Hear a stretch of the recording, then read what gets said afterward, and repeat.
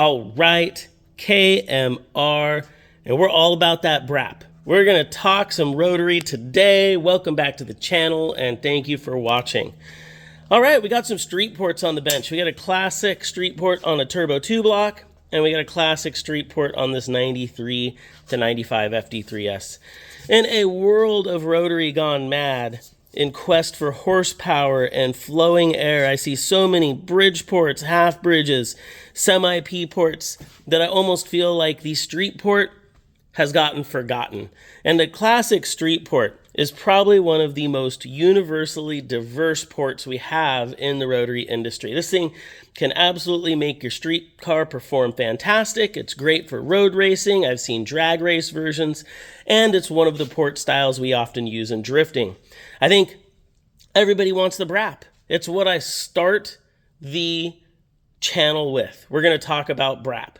But today we're going to talk about the lack thereof BRAP. We've got smooth idle, added horsepower, performance gains, and by squeezing that air less, both on the intake and exhaust side, you'll actually see a little bit of intake air temperature drop as well while your horsepower is going up.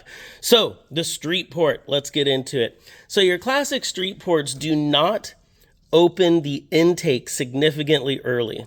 As you can see, where you generally cut that bridge, that's going to open up your port way earlier because the rotor's actually swinging across this way, as opposed to what many people think. It's not coming up from the bottom. Rotationally, it's coming across this way, and then this is open the longest. So you've got your intake opening, and then more so your duration of how long it's staying open. And you can see we do open it up. I'd call that, 15 to 22% more when you're looking at both the combination of volume and duration that it's open, because we do open it a little earlier, we leave it open a little longer, and we give it more volume. But we're not heavily affecting velocity, and that's a very key ingredient to rotary performance, especially when you're talking about bottom end performance or mid-range performance.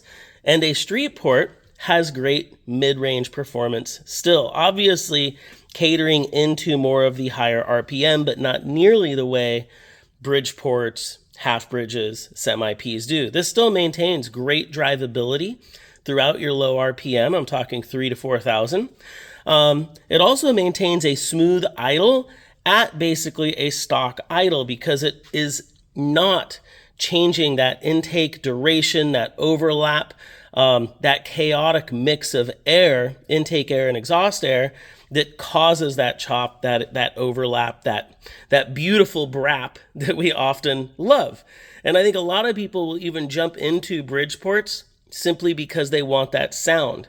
But I always tell people, when it really comes down to the driving experience, the smooth feeling, the linear power band, and driving experience, in many cases, is more desirable. Now, to each their own. I've owned bridge ports, I've owned semi-Ps, I've owned full Ps, and I love street ports. And I'm happy I've owned them all. And I encourage everybody to test out different port designs and different engine styles to find out what they like.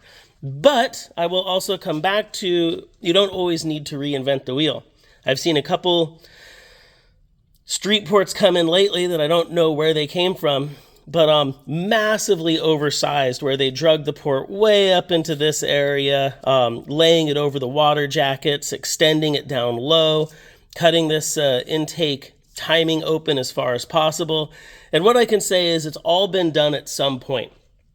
Drag racers have pushed the limits, street performance, road racers, we've all pushed the limits. There's almost no street port combination that hasn't been done. Same with bridge porting. But what we find is like so many things in life, it's a happy recipe that makes it all work the best.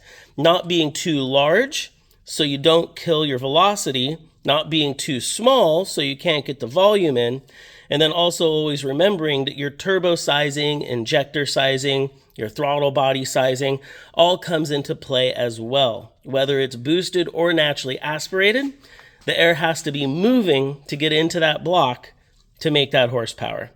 So I hope everybody liked it. A little bit of street port action. If anybody's got questions, hit up KMR. We got all kinds of templates available, whether you want the BRAP or not. We're starting to carry porting tools and accessories like these little stone grinder balls that I love to use to smooth the ports out after I do a rough cut. And if anybody needs any service, just hit us up. KyleMohanRacing.com. You can always reach out to Mazda Tricks as well. We've got tons of parts, tons of services, tons of things available. Thanks for watching. That's a BRAP. Or in this case, that's a street port. We'll talk about BRAP and more in the next video.